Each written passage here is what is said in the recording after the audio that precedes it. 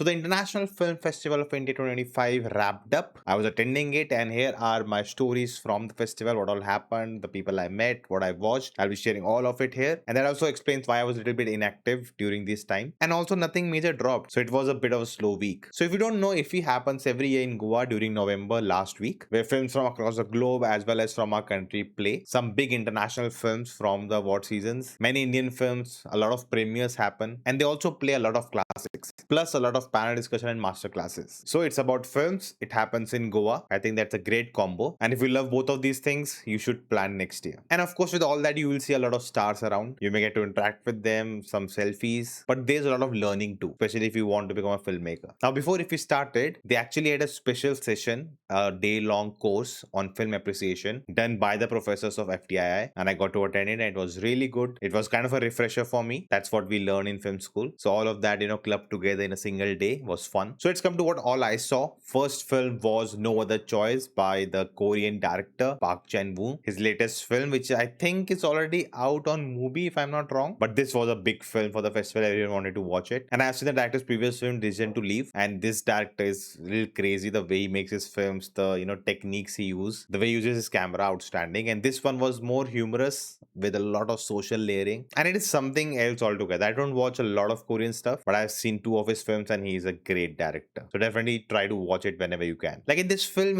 every element, there's a layer to it. Like the characters in the film, the plot, the dynamics, like everything is talking about something or the other. And yet it is very entertaining film to watch. Then I attended a masterclass on acting. And this one, just by chance, I made it. I was gonna meet someone, they were attending this. I thought I'll also attend. And it was a great session. We had Suhasini Maniratnam and Khushbu Sundar talking about their craft and the way they did it, they performed there. Like I've shared all of that on social media also. It was a great session, and small things they told about what happens in acting, the experiences of working with Mohanlal, Mammootty, Rajnikant, Kamal Hassan. It was really enlightening. And then in the evening, I saw the gala premiere of 120 Bahadur. Now it was the same day when the film released in theaters. But if you have seen my Echo review, the theaters around me are all taken by IFFI. So it was a good chance for me to catch this film here. And if you haven't seen my review for it, you can check out my Hindi channel linked here. Then I took a few days break. I went to watch Echo, so couldn't make it to IFFI. Now, through the days, I also got a chance to interview a Malayalam director that will be coming soon on the main channel. So do look out for that. We're not gonna share anything right now. And then I went on to watch Basha, the legendary Rajnikant film, and I am making a video on that coming out soon. But that film was like, oh my god, like so many films are just inspired from Basha, and I totally understand the mania behind Rajnikant. And a lot of Rajnikant films were playing because it was 50 years of him. So many of his films were played. I think even Jailer played in the last few days. I think this is a fun thing I really enjoy about film festivals, because you can also catch up on older films which you have not seen. That on the big screen with a packed theater, it cannot be matched sitting at home and watching it. Now, if you come to the festival, you can attend 4 events a day, and in 8 days you become 32. That's not what I did. I cannot do that.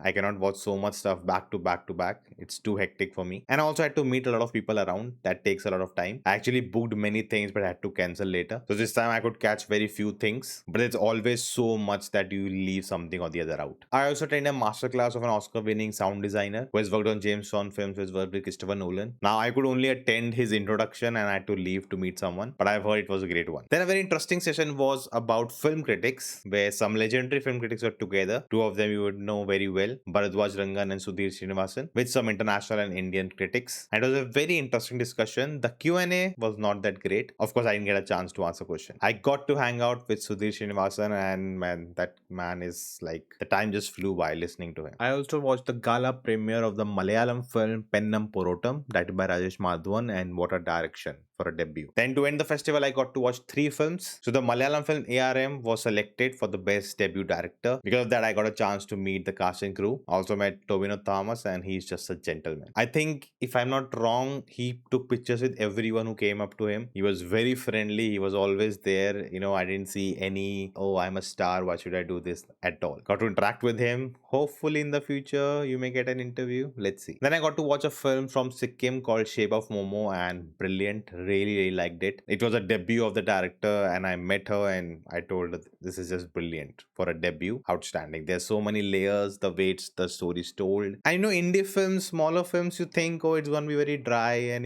very slow, all that. But there was actually humor in the film, and it's fun throughout with those deeper details. I don't know if it'll come out in public on an OTT platform or not, but I'll be definitely, supporting the film. So whenever that happens on social media, you'll find out. Now I did something which I usually don't. The circumstance was such that I had to do it. So I went for a screening of Tere Ishme. Again, a gala premiere was releasing that day, and I thought I'll watch it here only. Why wait a day and watch in theaters? Now the film was supposed to start at 1 o'clock, and the moment the film ends, the closing film of the festival was gonna play. So you have to rush and go to the other theater. Now it was 1:15. I asked them what's the delay. They said yeah, the actors are coming, red carpet and all of that stuff. At 1:30 again I asked them what's the status. No answer. And then finally I just walked out. Not even walked out. I stormed out. Very angry. I made them know I was angry, and I left the theater saying I'll watch it on Netflix.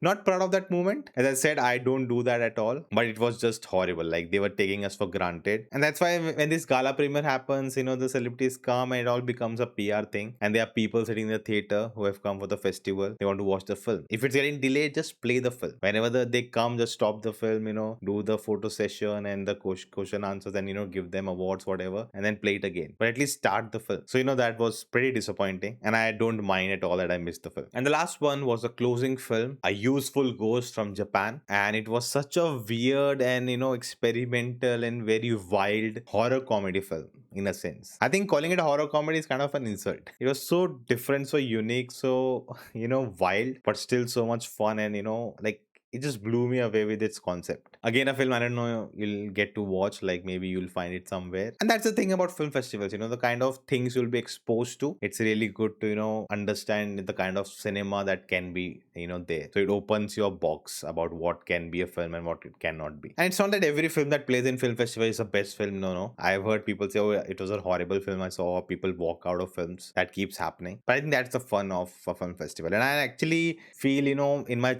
not childhood, you're not allowed because it's 18 plus mostly, but at least in my youth I would have liked to go in my college days, go to film festivals, spend days in a different place, meet people very like-minded about films, and it's kind of a good outing and explore the world of cinema. So if you've never attended a film festival, definitely find out which is the closest one to you. Maybe it's IFFK, maybe it's Mami if it ever happens. There's one that happens in Dharamshala, something I would like to go check out. Not been to mountains, so definitely think about if you really enjoy this medium and can take that much time out to explore a film festival. And of course, Iffy is always a great choice. So that was my time with Iffy Goa 2025. I shared all these updates on my social media too, so if you want real time updates, you can definitely check them out. But do let me know your experience of film festivals in the comments below, and I will see you next time.